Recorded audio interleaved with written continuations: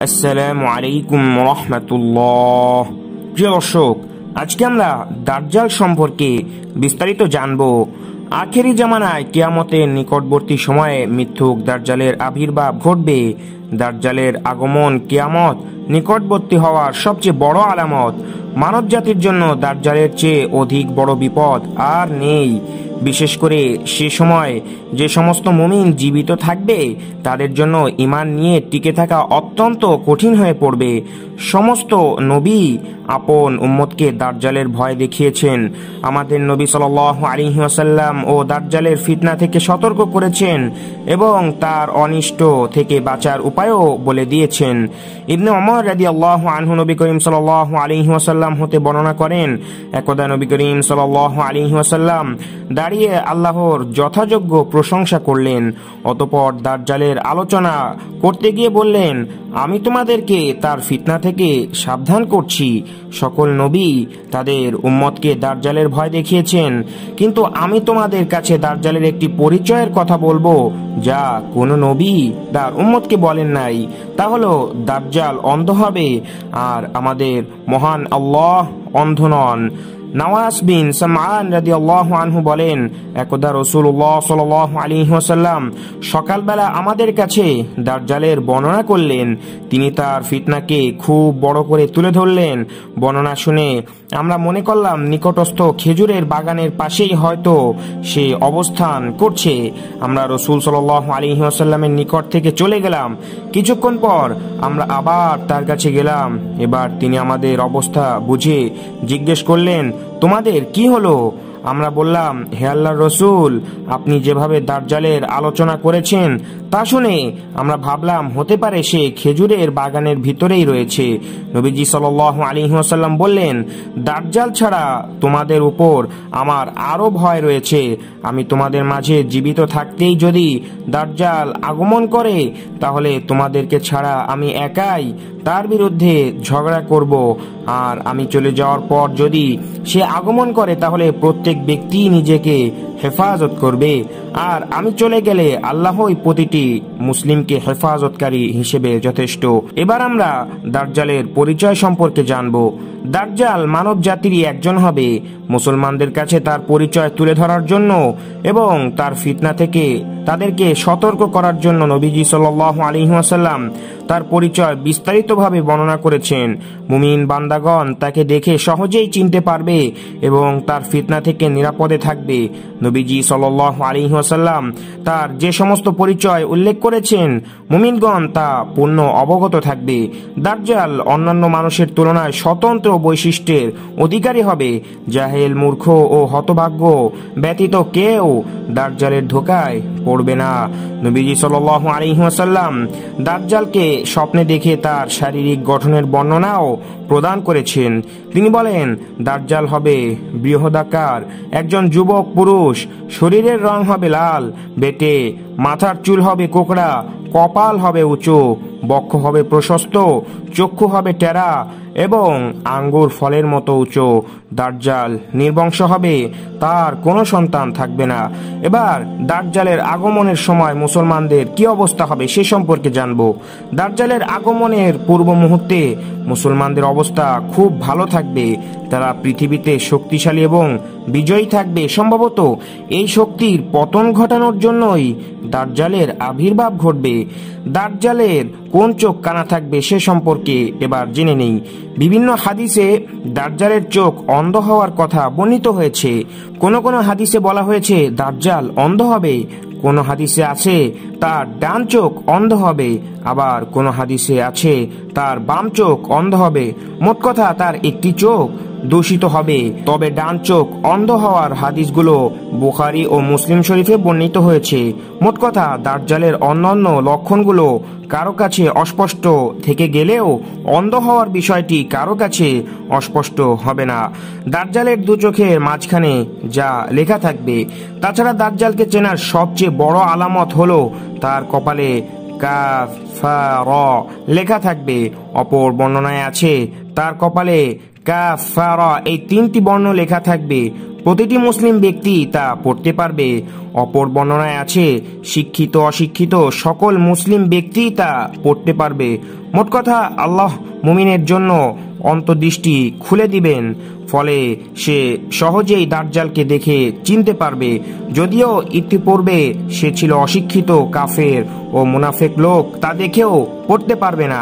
যদিও সে ছিল শিক্ষিত এবং পড়ালেখা জানা লোক, কারণ কাফের ও মুনাফেক আল্লাহর অসংখ্য সুস্পষ্ট দলিল প্রমাণ দেখেও ঈমান আনয়ন করেনি। এবার আমরা দাজ্জালের ফিতনাসমূহ ও তার অসারতা সম্পর্কে জানব।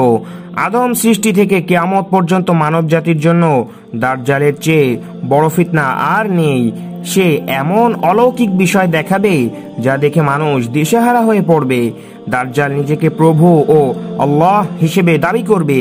তার দাবির পক্ষে এমন কিছু প্রমাণও উপস্থাপন করবে যে সম্পর্কে নবীজি সাল্লাল্লাহু আলাইহি ওয়াসাল্লাম আগেই সতর্ক করেছেন। মুমিন বান্দাগণ এগুলো দেখে মিথ্যুক দাজ্জালকে সহজেই চিনতে পারবে এবং আল্লাহর প্রতি তাদের ঈমান আরও বৃদ্ধি পাবে।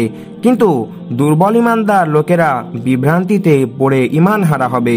দাজ্জাল নিজেকে রব বা প্রভু হিসেবে দাবি করবে।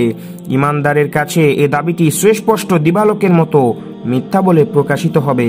দাজ্জাল তার দাবির পক্ষে যত বড় অলৌকিক ঘটনাই পেশ করুক না কেন, মুমিন ব্যক্তির কাছে এটি সুস্পষ্ট হবে যে সে একজন অক্ষম মানুষ, পানাহার করে, নিদ্রায় যায়, পেশাব পায়খানা করে, সর্বোপরি সে হবে অন্ধ, যার ভিতরে মানবীয় সব দোষ গুণ বিদ্যমান।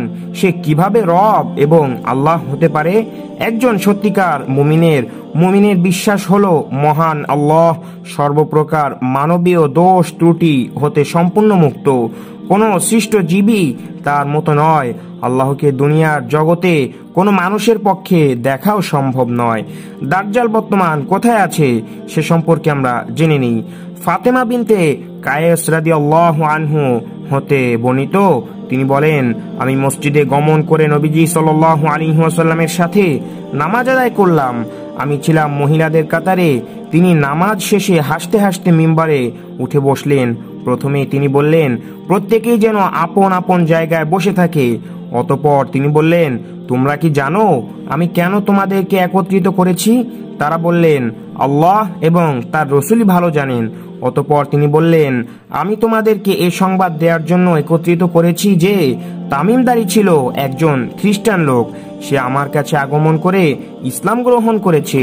অতঃপর সে মিথ্যুক দাজ্জাল সম্পর্কে এমন ঘটনা বলেছে যা আমি তোমাদের কাছে বর্ণনা করতাম। লাখম ও জুজাম গোত্রের 30 জন লোকের সাথে সে সাগর পথে ভ্রমণে গিয়েছিল। দুর্যোগপূর্ণ আবহাওয়ার শিকার হয়ে 1 মাস পর্যন্ত তারা সাগরেই ছিল। অবশেষে তারা সাগরের মাঝখানে একটি দ্বীপে অবতরণ করলো। দ্বীপের ভিতরে প্রবেশ করে তারা মোটা মোটা এবং প্রচুর চুল বিশিষ্ট একটি অদ্ভুত প্রাণীর সন্ধান পেল। চুল দ্বারা সমস্ত শরীর আবৃত থাকার কারণে প্রাণীটির অগ্রপশ্চাৎ নির্ধারণ করতে সক্ষম হলো না। তারা বলল, অকল্যাণ হোক তোমার, কে তুমি? সে বলল, আমি সংবাদ সংগ্রহকারী গোয়েন্দা। তারা বলল, কিসের সংবাদ সংগ্রহকারী?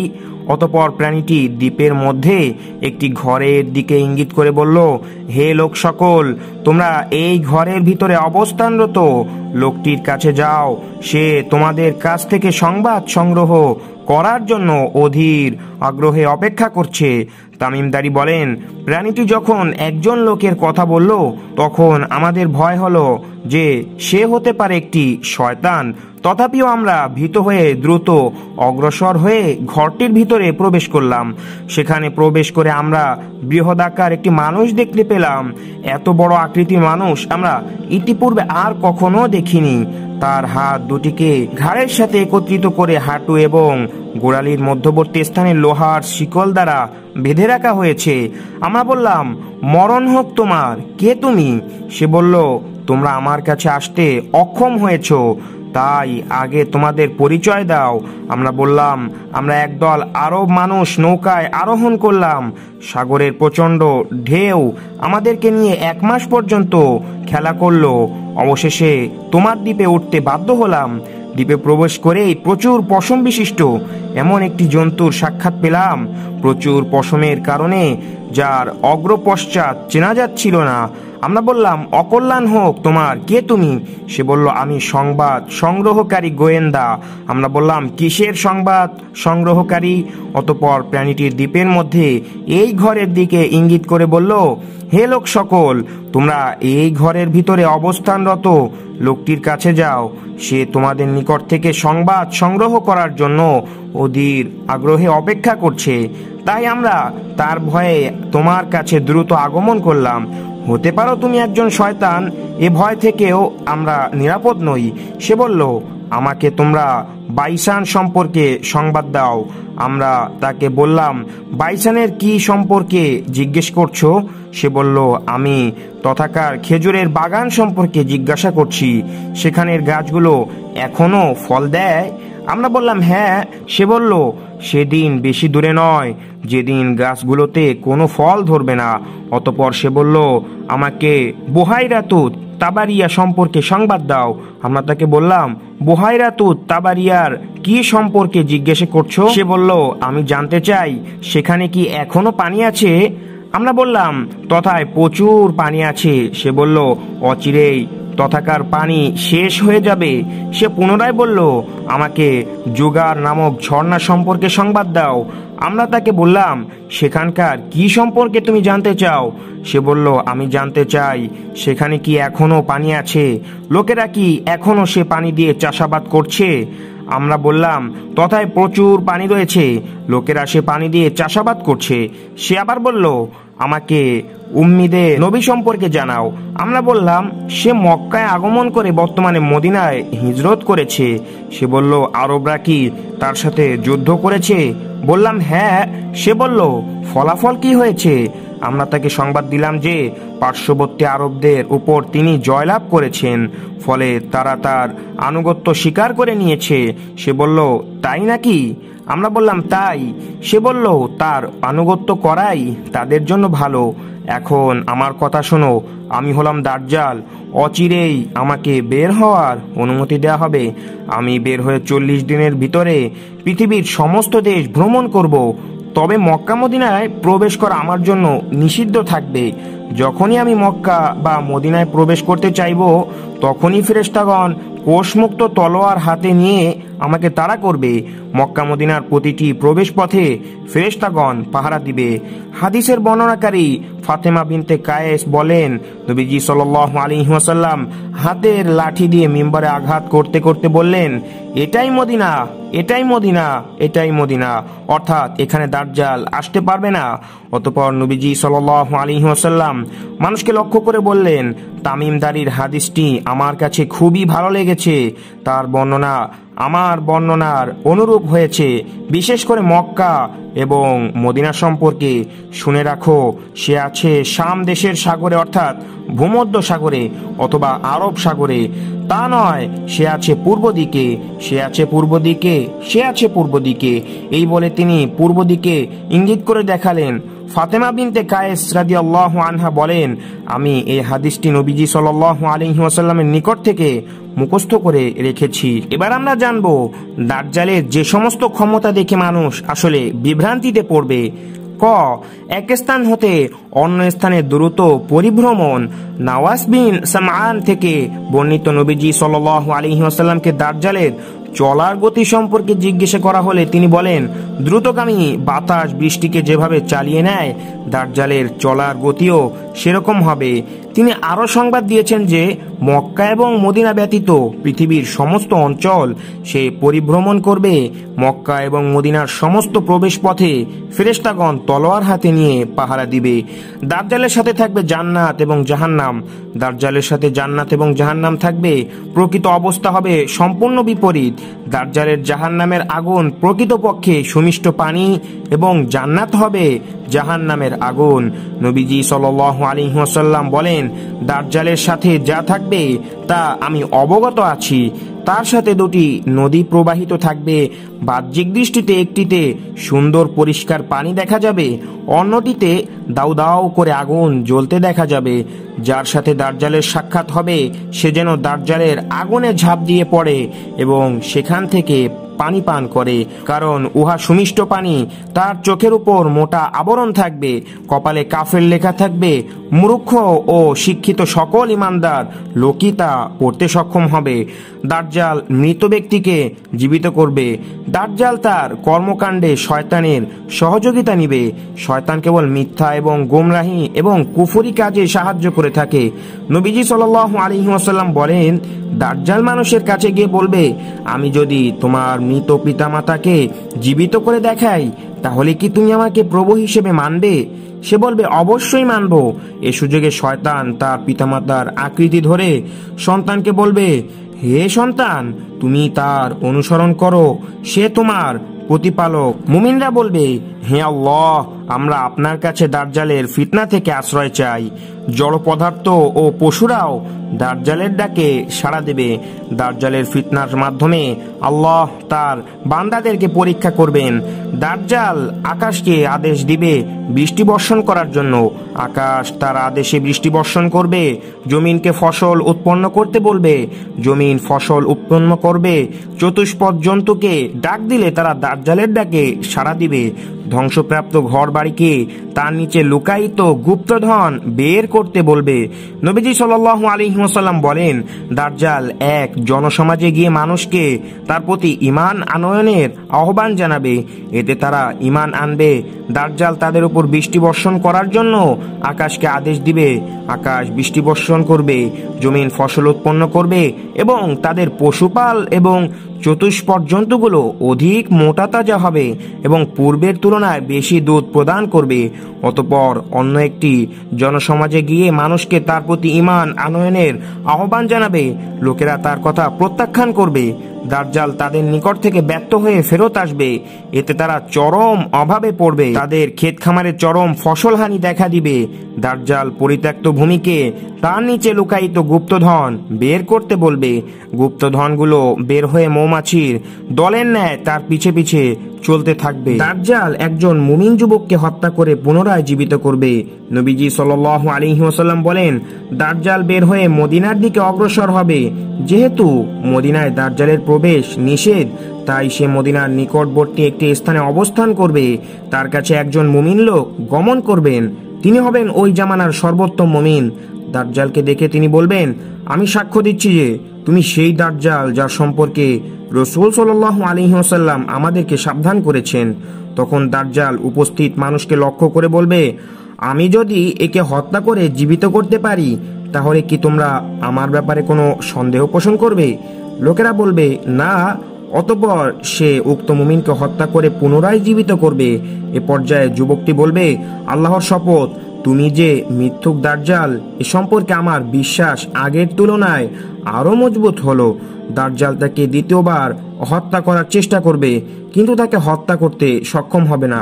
মুসলিম শরীফের বর্ণনায় এসেছে, উক্ত যুবক দাজ্জালকে দেখে বলবে, হে লোক সকল, এটি সেই দাজ্জাল যা থেকে নবীজি সাল্লাল্লাহু আলাইহি ওয়াসাল্লাম আমাদেরকে সাবধান করেছেন। অতঃপর দাজ্জাল তার অনুসারীদেরকে বলবে, একে ধরো এবং প্রহার করো, তাকে মেরে পিটে জখম করা হবে। অতঃপর দাজ্জাল তাকে জিজ্ঞেস করবে, এখনো কি আমার প্রতি ঈমান আনবে না? নবীজি সাল্লাল্লাহু আলাইহি ওয়াসাল্লাম বলেন, উক্ত যুবক বলবেন, তুমি মিথ্যাবাদী দাজ্জাল।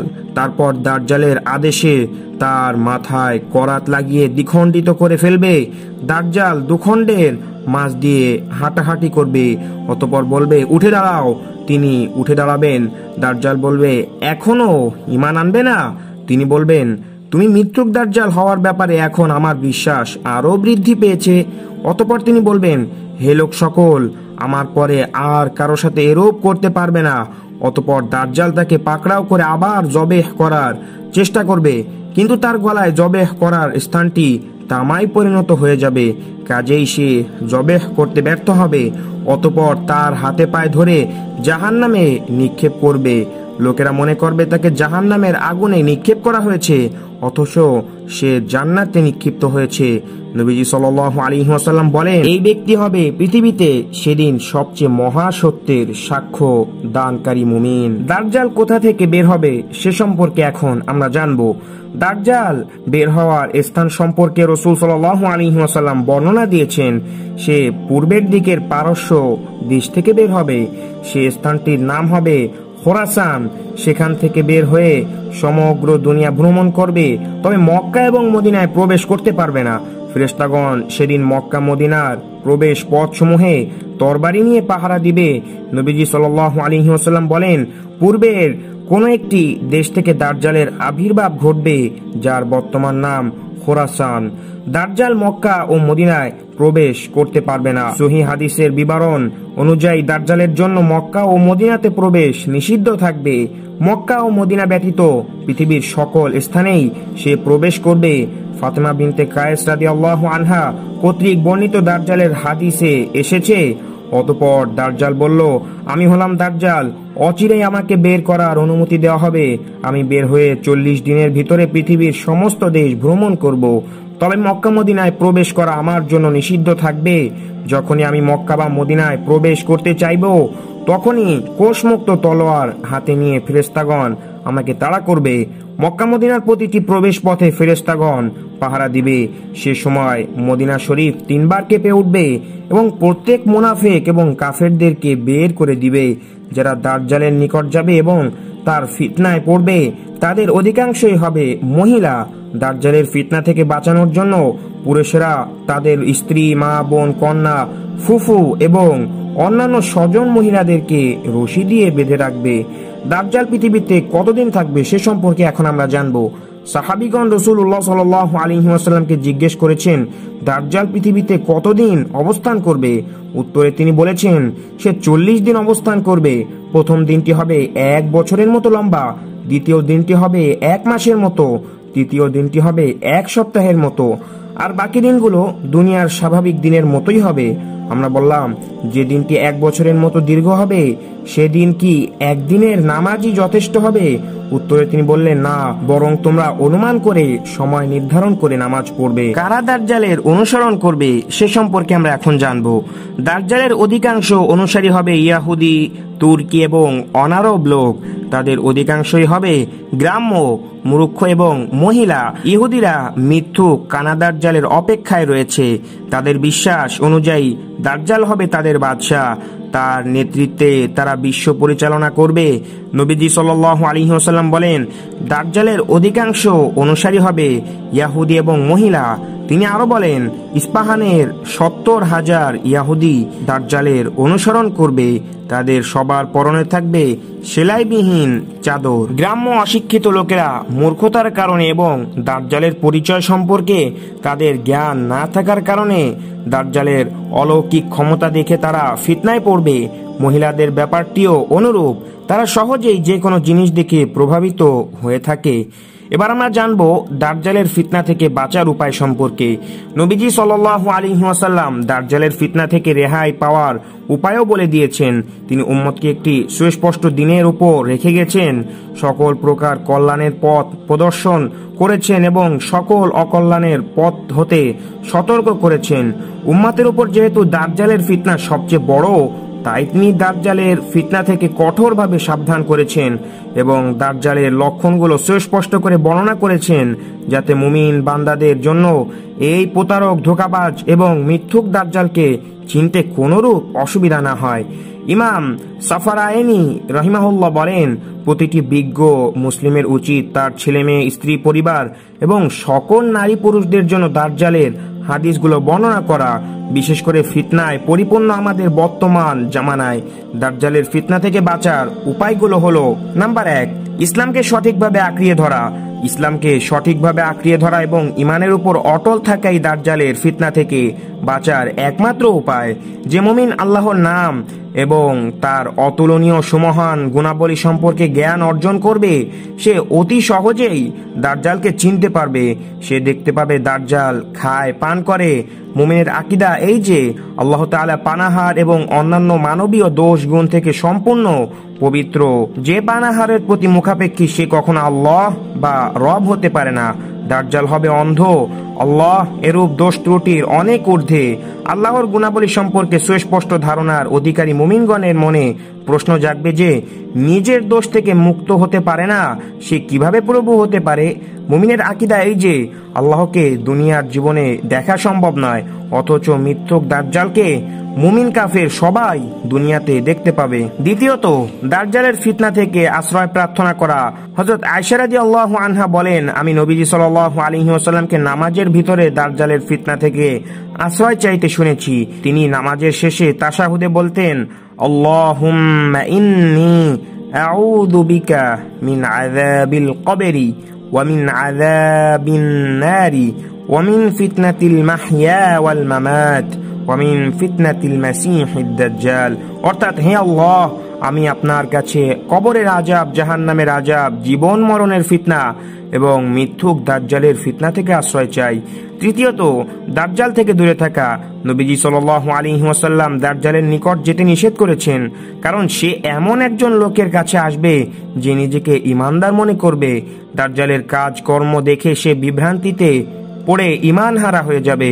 মুমিনের জন্য উত্তম হলো সম্ভব হলে সে সময় মদিনা অথবা মক্কায় বসবাস করার চেষ্টা করা, কারণ দাজ্জাল সেখানে প্রবেশ করতে পারবে না। নবীজি সাল্লাল্লাহু আলাইহি ওয়াসাল্লাম বলেন, যে ব্যক্তি দাজ্জাল বের হওয়ার কথা শুনবে সে যেন তার কাছে না যায়। আল্লাহর শপথ, এমন একজন লোক দাজ্জালের নিকটে যাবে যে নিজেকে ঈমানদার মনে করবে, অতঃপর সে দাজ্জালের সাথে প্রেরিত সন্দেহময় জিনিসগুলো এবং তার কাজকর্ম দেখে বিভ্রান্তিতে পড়ে ঈমান হারা হয়ে তার অনুসারী হয়ে যাবে। হে আল্লাহ, আমরা আপনার কাছে দাজ্জালের ফিতনা থেকে আশ্রয় চাই। নাম্বার 4, সূরা কাহাফ পাঠ করা। নবীজি সাল্লাল্লাহু আলাইহি ওয়াসাল্লাম দাজ্জালের ফিতনার সম্মুখীন হলে মুমিনদেরকে সূরা কাহাফ মুখস্থ করতে এবং তা পাঠ করতে আদেশ করেছেন। তিনি বলেন, যে ব্যক্তি সূরা কাহাফের প্রথম 10টি আয়াত মুখস্থ করবে সে দাজ্জালের ফিতনা হতে হেফাজত থাকবে। সূরা কাহাফ পাঠের নির্দেশ সম্ভবত এজন্য হতে পারে যে এই সূরায় আল্লাহ তাআলা বিস্ময়কর বড় বড় কয়েকটি ঘটনা বর্ণনা করেছেন। মুমিন ব্যক্তি এগুলো গভীরভাবে পাঠ করলে দাজ্জালের বিস্ময়কর ঘটনা দেখে কিছুতেই বিচলিত হবে না, এতে সে হতাশ হয়ে বিভ্রান্তিতেও পড়বে না। এবার আমরা জানব দাজ্জালের শেষ পরিণতি কি হবে। সহিহ হাদিসের বিবরণ অনুযায়ী ঈসা ইবনে মারিয়াম আলাইহিস সালাতু ওয়াস সালামের হাতে দাজ্জাল নিহত হবে। বিস্তারিত বিবরণ এই যে মক্কা মদিনা ব্যতীত পৃথিবীর সকল দেশেই সে প্রবেশ করবে। তার অনুসারী সংখ্যা হবে প্রচুর। সমগ্র দুনিয়ায় তার ফিতনা ছড়িয়ে পড়বে। সামান্য সংখ্যক মুমিনই তার ফিতনা থেকে রেহাই পাবে। ঠিক সে সময় দামেস্ক শহরের পূর্ব প্রান্তে অবস্থিত এক মসজিদের সাদা মিনারের উপর ঈসা আলাইহিস সালাতু ওয়াস সালাম আকাশ থেকে অবতরণ করবেন। মুসলমানগণ তার পাশে একত্রিত হবে। তাদেরকে সাথে নিয়ে তিনি দাজ্জালের দিকে রওনা দিবেন। দাজ্জাল সে সময় বাইতুল মাকদিসের দিকে অগ্রসর হতে থাকবে। অতঃপর ঈসা আলাইহিস সালাতু ওয়াস সালাম ফিলিস্তিনের লুদ শহরের গেটে দাজ্জালকে পাকড়াও করবেন। ঈসা আলাইহিস সালাতু ওয়াস সালামকে দেখে সে পানিতে লবণ গলার ন্যায় গলতে শুরু করবে। ঈসা আলাইহিস সালাতু ওয়াস সালাম তাকে লক্ষ্য করে বলবেন, তোমাকে আমি একটি আঘাত করব যা থেকে তুমি কখনোই রেহাই পাবে না। মুমিন ঈসা আলাইহিস সালাতু ওয়াস সালাম তাকে বর্ষা দিয়ে আঘাত করবেন। অতঃপর মুসলমানেরা তার নেতৃত্বে ইহুদিদের বিরুদ্ধে যুদ্ধ করবে।